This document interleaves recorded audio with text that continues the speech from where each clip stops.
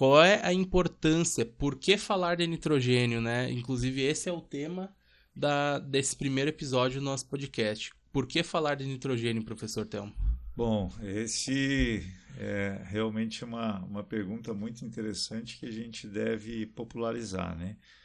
A síntese industrial do nitrogênio é considerado o principal fator para a explosão populacional do mundo. Quer dizer, a gente tem essa população graças aos cientistas, né, que inicialmente conseguiram sintetizar industrialmente o nitrogênio. E isso provocou um aumento muito grande junto com as outras tecnologias. A gente sempre deve considerar isso, né? A proteção de plantas, a genética, mas o nitrogênio foi considerado a invenção mais importante do século XX, do ponto de vista de alimentação humana.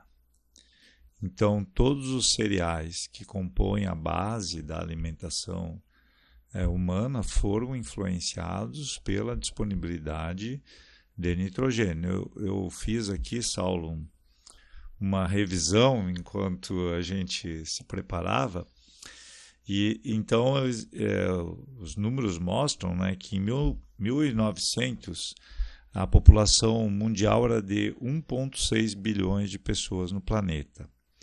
E quando a gente compara com os nossos 7,4, 7,2 bilhões de pessoas, né, se nós não tivéssemos a disponibilidade da síntese do nitrogênio, eles estimam que nós teríamos que ocupar 4 vezes mais a área agrícola para sustentar essa população de 7 bilhões.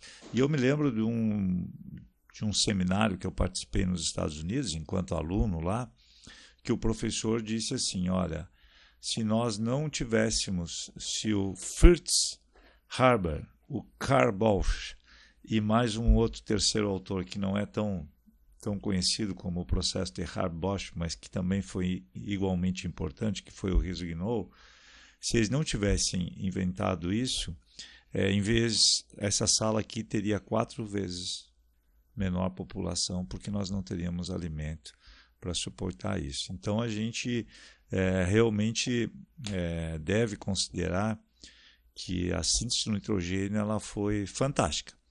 Mas, por outro lado, nos desafia muito, porque quem trabalha na área ambiental também chega à conclusão que nós nunca tivemos tanto nitrogênio chegando aos nossos recursos naturais e os impactando.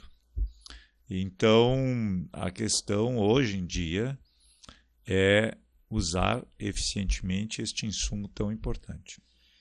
Professor, até pequenos comentários, né, sobre a tua fala que eu achei ela fantástica.